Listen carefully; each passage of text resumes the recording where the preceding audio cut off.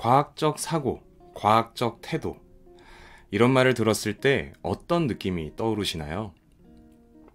합리적이고 똑똑하고 객관적이고, 그런데 역사 속 과학 혹은 의학의 일면을 살펴보면 결코 모든 사례들이 합리적이며 객관적이다 라는 생각이 들지 않는 그런 경우도 있어요. 과학적 탐구나 증명을 위한 과학자들의 어떤 것들은 지금 보면 끔찍하고 또 어둡고 범죄도 만연했다라고 볼 수 있죠. 그런 사례들을 흔히 말하는 매드 사이언스라고 하면서 그것들은 과학이 아니다 라고 퉁쳐버리기도 좀 애매할 때가 있습니다. 예를 들면요, 이 나치의 생체 실험 데이터, 그야말로 비인간적인 학살이라고밖에 할 수 없는 그 실험들. 그런데 그거 아시나요? 그때의 실험 결과와 데이터 중 일부는, 전부가 아닙니다. 그 일부는 현재 우리 과학, 의학에서 어느 정도는 활용되고 있어요. 그런 비인간적인 실험은 절대 해서는 안 되는 거잖아요. 그런데 어찌됐든 그 실험을 심지어 굉장히 오류 없이 통제해서 했던 나치의 실험 결과들이 있단 말이에요. 그 데이터를 지금 활용할 수가 있는 것이죠.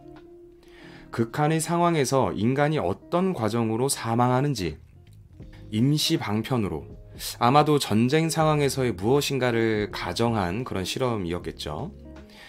어떤 걸 주입하거나 섭취했을 때 어떤 일이 벌어지는지, 지금은 절대로 할 수 없는 실험들이기 때문에 그때의 결과들이 실험하지 않고도 우리가 알 수 있는 어떤 부분이 되기도 한단 말입니다.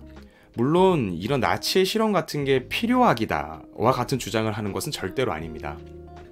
이런 비인간적 실험을 옳다, 그럴 수도 있다, 이렇게는 해서는 절대로 안 되겠죠. 그래서 그런 차원에서 오늘의 책, 과학작가 샘 킨의 과학 잔혹사라는 책을 읽어볼 건데요.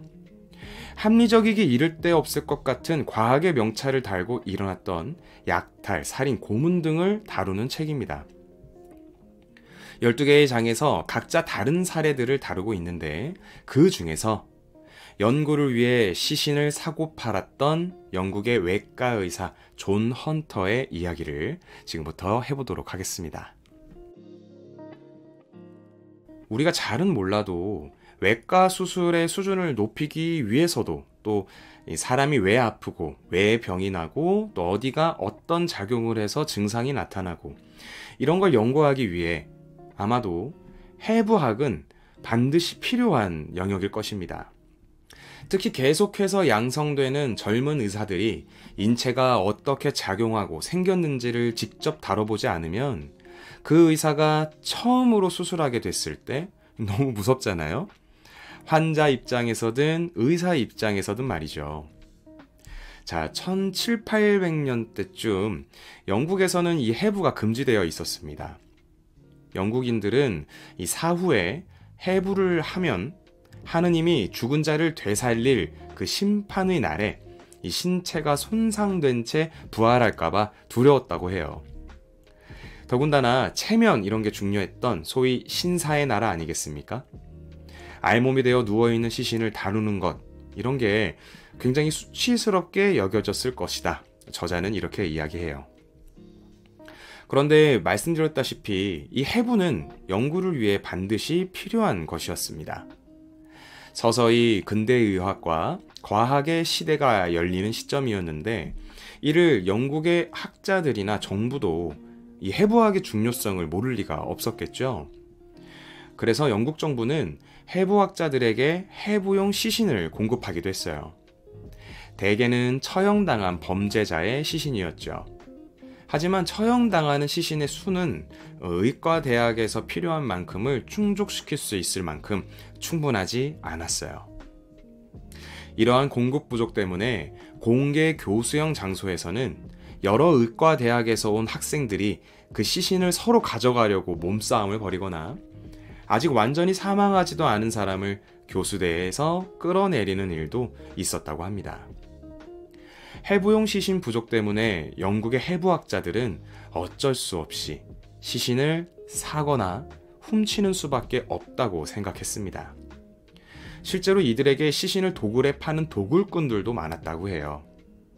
특히 사망한 지 얼마 되지 않은 시신의 경우 해부 연구에 더 많은 도움이 됐으므로 더 많은 돈을 받을 수 있었고, 때문에 장례식장부터 쭉 추적해서 시신이 매장된 그날 밤에 도굴해서 시신을 빼돌리고 무덤은 감쪽같이 되돌려 놓는 경우도 많았다고 합니다. 정부와 관리들은 이런 행태를 사실상 눈 감아줬다고 그래요. 그 이유는 무엇이었을까? 저자는 정부 관리들은 대부분 부유하고 권세가 있었기 때문이라고 합니다. 이렇게 사고 팔리고 도굴되고 했던 해부용 시신들은 대부분 극빈층의 무덤에서 도굴됐어요. 그게 더 도굴하기가 쉬우니까. 또 동시에 의사들이 수술에 익숙해질 수 있도록 연습할 필요가 있다라는 사실 또한 알고 있었죠. 신체에 외과 수술을 하는 연습을 하거나 훈련받지 않으면 초보 의사들은 기회가 닿는 대로 살아있는 환자의 몸을 갈라서 해부학을 배워야 하는데, 그러면 실수를 저지를 위험도 높죠. 그러니 부유하고 권세가 있는 그런 사람들 입장에서는 어차피 자신들이 사랑하는 사람들의 시신을 건드리지 않는다면, 혹은 건드릴 수 없다면 극빈층의 시신을 도굴해서 해부 연습을 하는 것이 결과적으로는 그들에게 이익이 된다고 여겼던 것 같아요. 시신 해부를 합법화하기를 원하는 사람들도 있었지만 대다수의 여론은 오히려 반대를 하니까 그냥 그렇게 이도 저도 아닌 상태로 시신 도굴은 암암리에 이루어지고 의사와 학자들은 시신을 사서 해부하고 연구했죠. 특히 존 헌터라는 영국 의사는 해부학에 굉장히 정통했다라고 할 수 있는데요.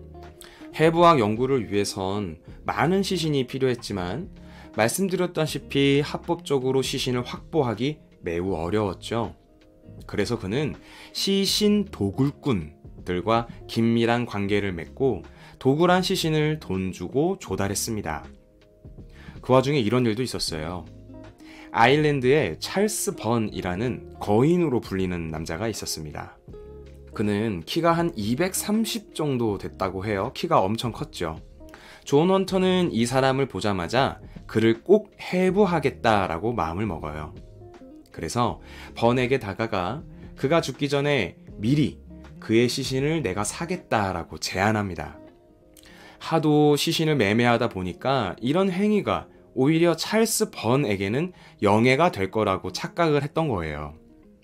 물론 당연히 찰스 번은 이에 대해서 반대하면서 이 헌터를 쫓아내고, 심지어는 친구들에게 내가 만약 죽으면 나의 시신이 헌터와 같은 해부학자의 손에 넘어가지 않도록 바다에 수장시켜 달라고 부탁합니다. 안타깝게도 번은 곧 사망하게 되는데, 유언대로 번의 시신을 수장하기 위해 모든 준비가 되었음에도 기어이 이 헌터는 번의 시신을 확보하는 데 성공하죠. 존 헌터는 그의 시신으로 연구를 하고 심지어 자신의 어떤 컬렉션에 이 시신을 추가했다고 해요. 그래서 그 이후 240년이 지나는 동안 그의 유골은 박물관에 전시되어 있었습니다. 참고로 작년에서야 이 전시되어 있던 번의 유골이 윤리적 문제로 전시품에서 제외되었다고 합니다. 아무튼 이런 존 헌터의 행위들은 그 당시에도 많은 지탄을 받았어요. 특히 존 헌터에서 시작한 이 시신 거래는 암암리에 운영하는 일종의 산업이 되기 시작하고, 그러다 보니 시신 판매를 위해 끔찍한 범죄를 연쇄적으로 일으키는 사건들도 생겼고요. 자, 그런데 이렇기 때문에 존 헌터는 경멸받고 손가락질을 받아야 하는 사람일까요? 그의 해부학 연구는요, 결과적으로는 인류의 의학과 과학에 중요한 발전, 발견을 가져왔습니다. 우리 몸의 눈물 길과 후각신경을 포함해서 해부학적 발견을 수십 가지 했고요. 자궁 속에서 태아의 발달 과정을 체계적으로 연구할 수 있게 만들었습니다. 또 이 치아와 관련한 현대 관점의 어떤 기초를 정리하기도 했고, 혈관, 정맥 등에 대한 외과적 정리까지 해냈죠. 그의 해부학적 발견들은 분명 현대의학의 여러 분야에서 기초적인 이해를 제공했고요. 그의 연구는 의학 지식 발전에 큰 기여를 했습니다. 특히 외과학, 생리학, 치과학 등의 인간 건강 혹은 삶의 질에 직결되는 이런 측면에서의 발전을 가져왔단 말이죠. 그렇기 때문에 그의 연구 방법에 대해서는 많은 설왕설래가 가능해요. 오늘날의 시각에서 보면, 아니죠, 당시의 시각에서도 그가 했던 연구활동 방법은 비윤리적이고 부적절하니까요. 그런데 결과적으로 그 혜택을 누리는 것은 바로 우리거든요. 자, 이 시대를 살아가는 여러분은 이 지점에서 어떤 생각을 하게 되시나요? 자, 여기서 선을 하나 그어야겠어요. 아무리 의료, 과학과 관련한 윤리 문제와 학문적 혹은 실제적 높은 성취와 발전을 가지고 이야기를 하더라도 비인간적이고 반인륜적인 것을 괜찮을 수 있어 라고 결론 지어서는 안 될 거예요. 그래서 그런 사례들을 다룬 이 책의 제목에 잔혹사라는 말이 붙어 있는 것일 테고요. 또한 인류 보편의 윤리가 정리되면서 대부분의 의사와 과학자분들은 윤리를 벗어나지 않는 선에서 연구를 하기 위해 많은 고민을 하고 계시겠죠. 그런데 의료 윤리 혹은 과학 윤리는 그럼에도 불구하고 지금도 매우 중요한 논쟁의 주제입니다. 인체 실험이나 약탈, 고문과 같은 과거의 사례를 가지고 이 논쟁을 한다면 이야기가 그렇게 어렵지 않겠지만, 예를 들어서 유전자 편집, 위험한 임상 실험, 동물 실험, 인공지능, 유전자 정보 수집, 새로운 생명체를 설계하는 연구. 자, 이런 연구들은 윤리와 발전 사이에서 묘하게 줄타기를 하는 사례가 될 수 있을 거고, 그런 사례는 또 얼마든지 많습니다. 이야기를 하면 할수록 복잡하고 또 다양한 이해관계자들의 의견이 충돌하고, 나에게 해당하지 않는 비윤리적 접근이라면 마치 유럽의 고위 관료들이 그랬던 것처럼 뭔가 너그러워지기도 하고요. 따라서 이러한 부분에 대해서 쉽게 결론을 내려서는 안 될 거예요. 다만 제가 개인적으로 생각했을 때 이러한 논쟁을 위해서는 교육, 그리고 윤리적인 사고 혹은 윤리적 연습들이 많이 필요할 것 같습니다. 쉽게 결론 내리면 안 될, 혹은 되돌릴 수 없는, 특히 위험할 수 있으면서도 첨예한 이런 주제에 대해서는 최대한 많은 사람들이 가능한 한 많고 깊은 교양과 또 사고의 훈련이 되어 있는 바탕 위에서 신중하게 토론을 해야 한다. 이런 생각이 들었어요. 왜냐하면 이러한 주제만큼은 모두를 위험하게 만들 수도 있고 혹은 모두에게 도움이 될 수도 있는 주제니까요. 자, 그런 논쟁을 위해서 우리는 책도 많이 읽고 또 다양한 관점을 가지도록 노력해야겠죠. 자, 샘 킨의 과학 잔혹사를 읽어보았습니다. 지식에 대한 집착과 광기 어린 야망, 그 토대 위에 세워진 과학과 의학의 역사. 흥미롭게 읽었고 고민해볼 지점도 많은 재미있는 책이었습니다. 언더라인은 팟빵 팟캐스트 유튜브로 제공합니다. 지금까지 들어주셔서 고맙습니다.